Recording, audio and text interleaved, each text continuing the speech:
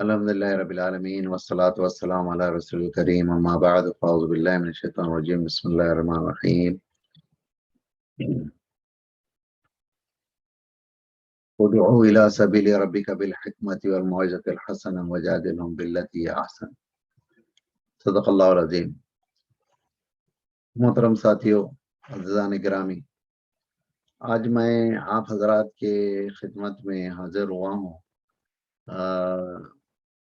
اس اہم عنوان کے تحت گفتگو کرنے کے لیے کہ وہ عنوان ہے دعوت اسلامی، کہ ہم اللہ کے دین اسلام، دین حق کی دعوت دیں، یا دعوت ہے کیا چیز یہ جاننا چاہیے پہلے، کیونکہ اس دعوت کے لفظ کا بھرپور استعمال کئی تنظیمیں، جماعتیں، انجمنیں، ادارے کم و بیش کئی دہوں سے بلکہ صدیوں سے کیے جا رہے ہیں، لیکن کیا فی الواقعی ہم اس لفظ دعوت کو سمجھتے ہیں اور جانتے ہیں؟ یہ ایک میرے ذہن میں سوال آ رہا ہے۔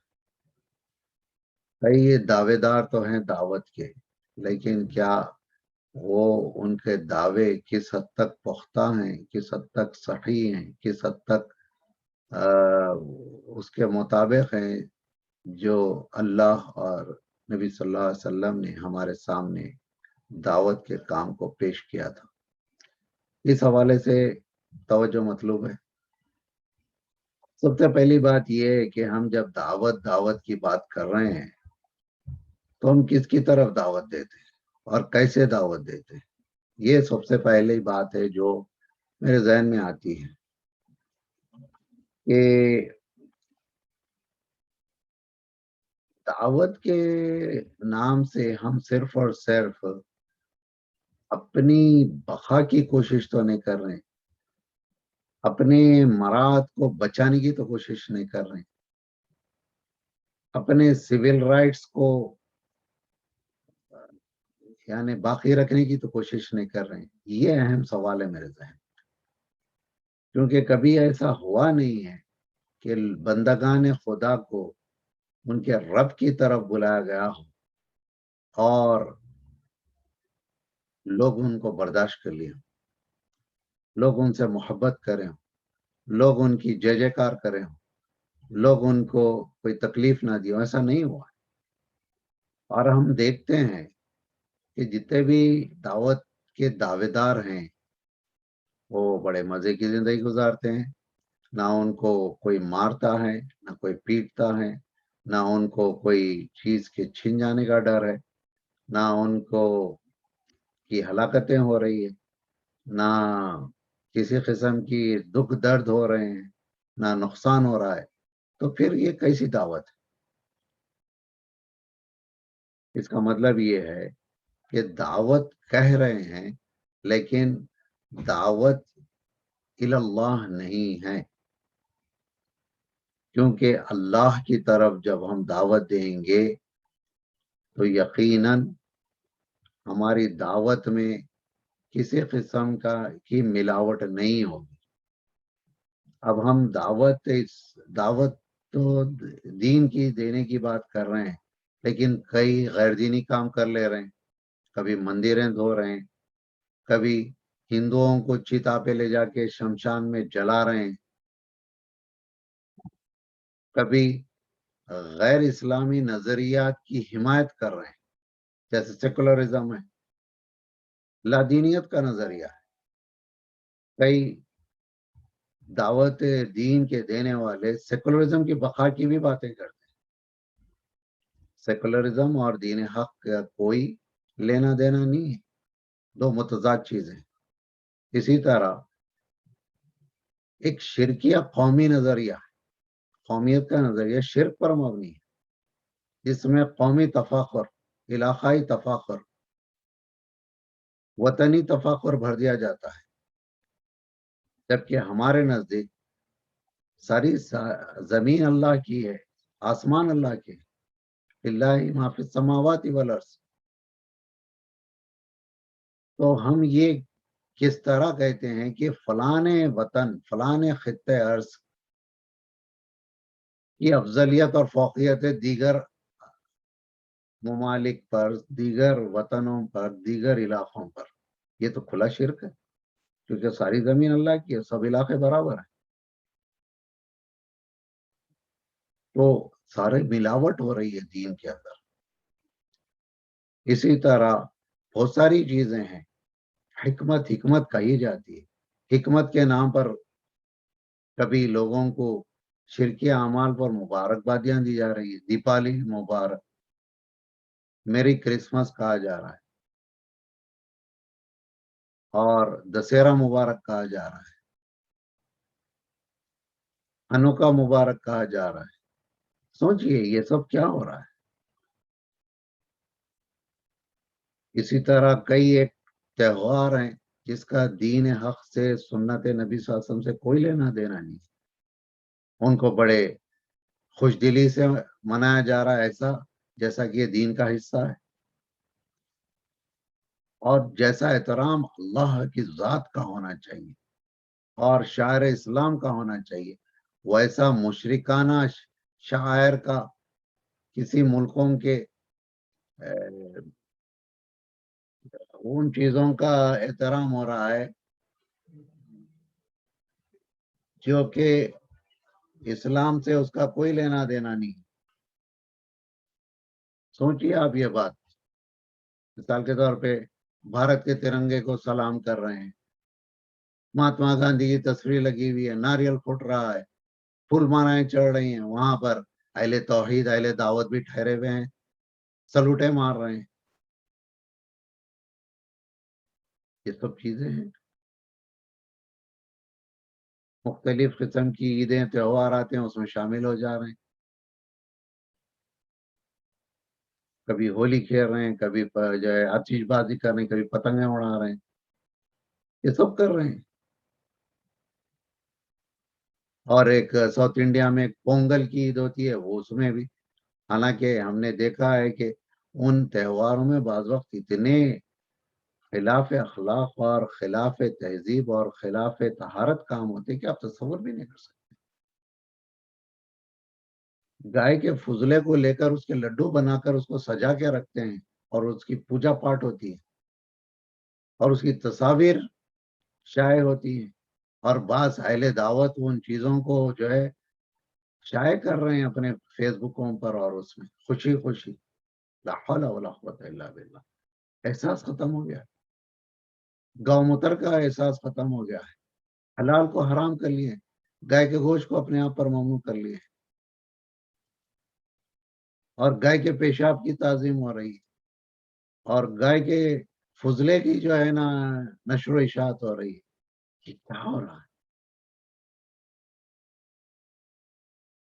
انسانوں کی لاشوں کو جلانا ممنوع قرار دیا گیا ہے ہمارے دین کے اندر، اور اہل دعوت جا کر اس کو سپرد آگ کر رہے ہیں انسان کے جسموں، چاہے وہ کوئی ہو، ہمیں کوئی پرواہ نہیں ہے. لیکن یہ ہمارے دین کا تو حصہ نہیں،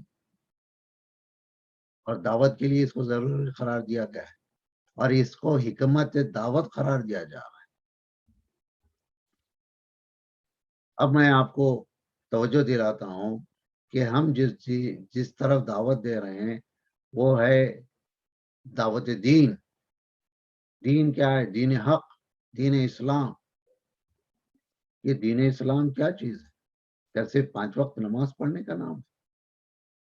صرف لا الہ الا اللہ محمد رسول اللہ کہہ دینا کافی ہے؟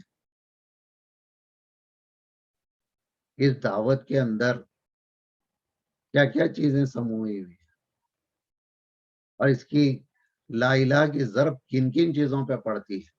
کیا کبھی ہم نے سوچا ہے؟ کبھی ہمارے طرز عمل سے اس چیز کا اظہار ہوا ہے؟ کیا ہم نے شرک اور کفر اور الحاد کی بہتنی کی ہے اور اس کی نفی کی ہے کھل کر؟ یہ سوال ہے میرا. یہ دین کامل دین ہے جس کے اندر سیاست بھی ہے، معیشت بھی ہے، معاشرت بھی ہے، عبادت بھی ہے، اصلاح اور تزکیہ بھی ہے، نفس کا بھی ہے، معاشرے کا بھی ہے، حیوانوں کا بھی ہے. کیا ہم نے کبھی ایسی باتیں کی ہیں؟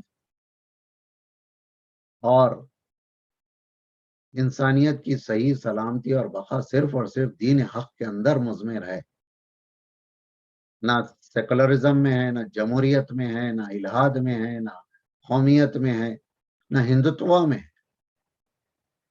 نہ فاسزم میں ہے۔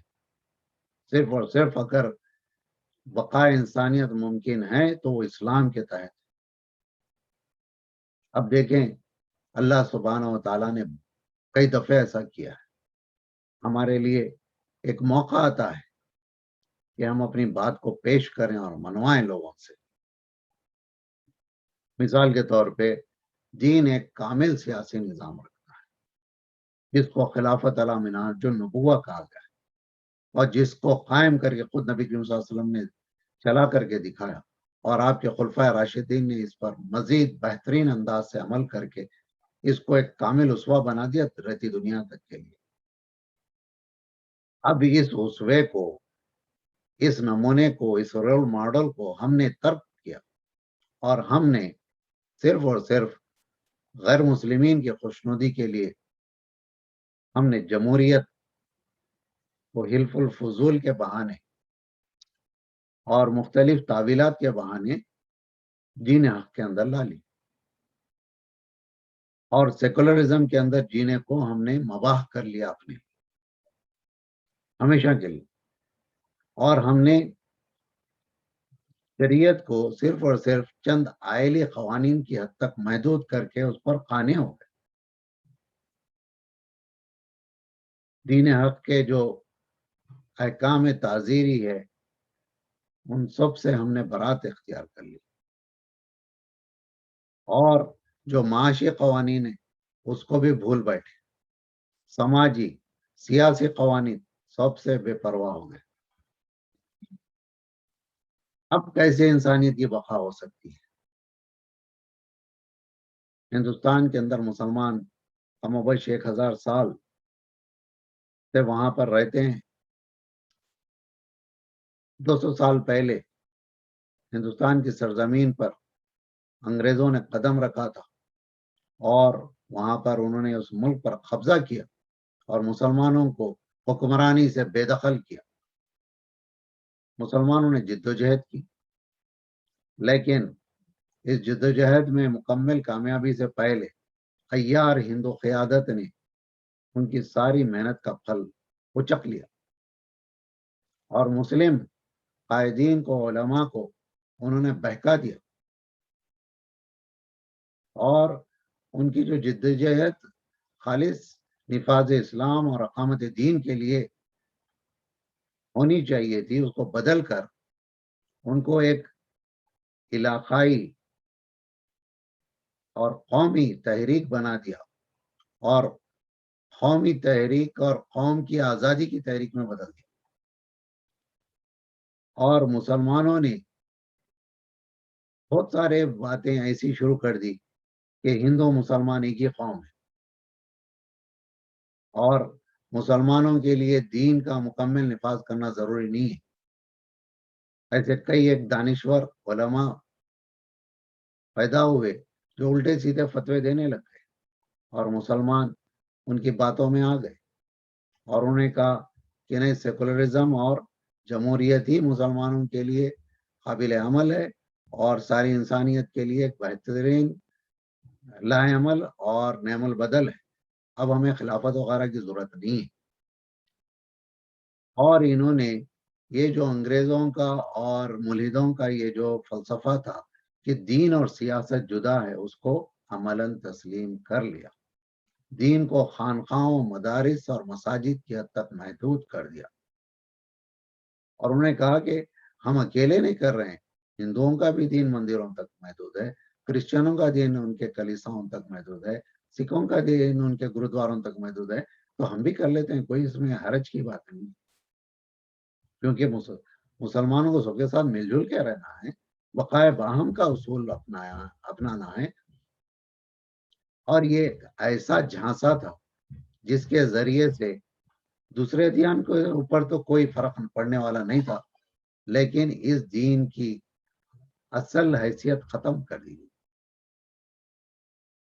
اور اس حوالے سے جب مسلمانوں نے اپنی پوری آمادگی کا اظہار کیا تو یہی سیکولر اور جمہوری قوتوں نے آہستہ آہستہ کر کے مزید کمزور کیا اور مسلمانوں کو مختلف فرقوں مختلف مسلکوں میں لڑا کے جھگڑا کے مصروف کر دیا، اور وہ ایک ایک کر کے جو مسلمانوں کے شاعر ہیں ان کے اوپر حملہ کرنا شروع کر دیا، اور انہوں نے آہستہ آہستہ ان فاسسٹ ہندو قوتوں کو موقع فراہم کیا جو عملاً وہ کام کرنے جا رہے تھے جو کہ ان کے اپنے وعدوں کے بالکل برخلاف تھا، یعنی دین اور سیاست کو جدا رکھنے کی انہوں نے وعدہ کر کے مسلمانوں کو جھانسا دیا اور ان کو بے دین کر دیا، یعنی دین کو ان کے ایسا بے دین کیا کہ بس نماز روزہ اور حج و زکوٰۃ کر لو کافی ہے،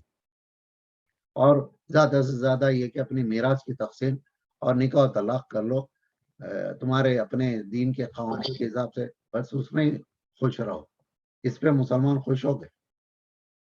دوسری طرف ہندوؤں کو انہوں نے ایسے تیار کیا کہ آہستہ آہستہ RSS کی جماعت کے لیے پورا راستہ فراہم کیا، اور اسی جمہوریت اور سیکولرزم سے وہ دین جس کی کوئی اہمیت ہی نہیں تھی اور جس میں کوئی صلاحیت تھی نہ ہے نہ رہے گی، وہ ایک سیاسی نظام کے طور پر ابھر آیا، اور اتنا ابھرا کہ اس نے جو ہے نا پچھلے 8 سال سے سارے لوگوں کی زندگی اجیرن کر دی، سارا نظام کو اتل پتل کر دیا، نہ وہاں کی معیشت درست ہے، نہ معاشرت درست ہے، نہ سماج درست ہے، نہ لوگ سکون سے جی سکتے ہیں نہ مر سکتے ہیں، ایسی کیفیت میں لا کے چھوڑا ہے۔ کس ذریعے سے آیا وہ ہندو نظام؟ اس کی بالادستی کسی جمہوریت کے توفیل آیا، اسی سیڑھی سے چڑھ کر آیا، جس سیڑھی سے چڑھنا ممنوع کیا گیا تھا اسلام کو، اسی سیڑھی سے چڑھ کر کے ہندو مذہب اوپر آ گیا، اور مسلمان یہ سمجھتے رہے کہ ایک دن ہمارا اسلام بھی آ سکے گا، ایسا کبھی ہونے والا نہیں ہے، یہ ایک دھوکہ تھا۔ ہم کو کوئی خاص فرق نہیں پڑتا ہے، ہندوازم آ جائے، سکھ ازم آ جائے، یا کرسچینٹی آ جائے، یا جوڈائزم آ جائے، جو آتا ہے آئے، اس میں اور جمہوریت اور سیکولرزم میں کوئی فرق ہے ہی نہیں، سب ایک ہی ہے، الکفر ملت واحدہ۔ ہمیں چاہیے کہ ہم وہ نظام کی طرف دعوت دیں انسانیت کو، جو نظام واقعتاً انسانیت کی فلاح و بہبود کا ذمہ لیے ہوئے ہے، جس کو خلافت علی منہاج النبوہ کہا جاتا ہے۔ اب ہم جو اصل بات کرنے جا رہے ہیں وہ یہ ہے کہ اگر آپ واقعی دین حق کی دعوت کے سلسلے میں مخلص ہیں تو مکمل دین کو پیش کیجیے، آدھا ادھورا دین پیش کر کے خود اپنے آپ کے ساتھ ظلم مت کیجیے، اور دیگر انسانوں کے ساتھ جو ہے نا بخل کا معاملہ اور ان کو ایک غیر مکمل دین آفر کر کے ان کو کنفیوز کر کے مت چھوڑیے۔ آج ہم میں سے کتنے لوگ ہیں جو اس موقع پر جب ہندوستان تباہی کے دہانے پہ کھڑا ہوا ہے، کووڈ کی وبا نے ہر اعتبار سے اس کو تباہ و برباد کر دیا، ایسے حالات میں یہ ڈرامے ہو رہے ہیں الیکشنوں کے، کبھی بی جے پی ہار رہی، کبھی جیت رہی ہے، لیکن وہ ظلم اور ستم اور یہ ساری شرارتیں جاری ہے، کوئی گودی میڈیا ہے، کوئی جھوٹا پروپیگنڈا چل رہا ہے، نہ ہیلتھ کیئر سسٹم ہے، نہ اکنامی صحیح ہے، کوئی چیز درست نہیں اور کبھی نہیں ہو سکتی، پورے دعوے کے ساتھ میں کہہ سکتا ہوں، جب تک یہ جمہوریت، یہ سیکولرزم، یہ ہندوستان، یہ سوشلزم، یہ اس طرح کے ڈرامے باز لوگ دنیا میں رہیں گے، مکار اور عیار لوگ اور خائن لوگ رہیں گے، کبھی دین، کبھی دنیا ترقی اور امن سکون کبھی نہیں حاصل کر سکتے۔ تو ان لوگوں کو بتائیں کہ انسانیت کی فلاح و بہبود اسی میں ہے کہ ایک رب واحد کی عبادت کی جائے اور اسی کے بتائے ہوئے اصولوں کے مطابق حکومت کی جائے، کہ اقلیت اور اکثریت کے فلسفے کو مٹا دیا جائے، اس معاملے کو حل کیا جائے۔ کوئی اقلیت اکثریت مانے نہیں رکھتی اسلام کے اندر، 313 کو اللہ تعالیٰ نے 1000 پر غالب کر کے دکھا دی، اس سے بڑھ کے اور کیا ثبوت چاہیے؟ قرآن کی نص موجود ہے، اللہ سبحانہ وتعالیٰ کہتے ہیں اعوذ باللہ من الشیطان الرجیم، کم من فئۃ قلیلۃ غلبت کثیرۃ باذن اللہ، یہ اللہ تعالیٰ بے شمار اوقات ایسا ہوا ہے کہ قلیل سے گروہ سے کثیر گروہ کو شکست فاش دے دی. آخر ہم ان باتوں کو بیان کرنے میں کیوں شرماتے ہیں؟ یہ چیزیں ہم کو بولنا پڑیں گا، بتانا پڑیں گا کہ کوئی اقلیت اسلام کے اندر معنی نہیں رکھتی ہے. اسلام چاہے ایک فرد واحد کیوں نہ ہو، وہی اکثریت ہے، وہی غلبہ رکھتا ہے، کیونکہ اس کے ساتھ اللہ کی طاقت اور قوت ہے، اور اللہ کے پاس وسائل کی کوئی کمی نہیں ہے، اور اللہ تو کسی کا محتاج بھی نہیں ہے، کن کی طاقت سے کر دیتے ہیں. ایک اندھے کے ایک کیڑے سے جو ہے بالکل باریک سا جو انسان کی آنکھ سے نظر بھی نہیں آ سکتا ہے، جس کو کرونا وائرس کہا جا سکتا ہے، وہ کرونا وائرس لاکھوں لوگوں کی جانوں کو لے سکتا ہے، کروڑوں لوگوں کی زندگی کو اجیرن کر سکتا ہے، معیشت کو تباہ برباد کر سکتا ہے. تو سوچیں اللہ کیا چیز ہے، کیا نہیں کر سکتے مسلمانوں کے لیے. ابابیل کے لشکر بھی بھیجتے ہیں، ملائکہ کی فوجوں کو بھی اتار دیتے ہیں بدر کے میدان میں، حنین کے میدان میں، احد کے میدان میں. تو کیا ہمارے سے ہی دشمنی اللہ کو؟ کہ کس طرح کی باتیں ہیں کہ دین سے جو ہے جہاد کا تصور ختم کر دو، دین سے قتال کا نظریہ نکال دو، ملائکہ کے وعدوں کو ختم کر دو، ہر چیز کو منسوخ کر دو. یہ کس طرح کے دیندار ہیں؟ یہ کیسے دیندار لوگ ہیں؟ کس دین کی دعوت دے رہے ہیں؟ یہ ہمیں سمجھنا ہوگا کہ کیا ہم واقعی دعوت دین دے رہے ہیں، یا دین کی دعوت کے نام پر دین کے ساتھ عداوت کر رہے ہیں. یہ سوال مجھ کو، آپ کو اپنے آپ سے اور ہر فرد سے کرنا ہوگا، ہر ذمہ دار سے کرنا ہوگا، ہر قائد سے کرنا ہوگا، ہر جماعت والے سے کرنا ہوگا، ہر ادارے والے سے کرنا ہوگا، ہر فاؤنڈیشن والے سے کرنا ہوگا. جو دل میں آتا ہے وہ کہا جاتا ہے، اور جیسا سمجھ میں کیا جاتا ہے. یہ چیزیں آج وقت آ گیا ہے کہ ہمیں چاہیے بتائیں غیر مسلمین کہ تمہاری بھلائی اور تمہاری نجات، تمہاری سلامتی صرف اور صرف دین حق میں ہے، اور دین حق کا نظام خلافت کا ہے. آپ کو یہ جمہوریت اور سیکولرزم اور یہ ہندوتوا اور یہ فلاں فلاں فلاں ہندو راج اور رام راجیہ کی باتیں ترک کرنی ہوگی.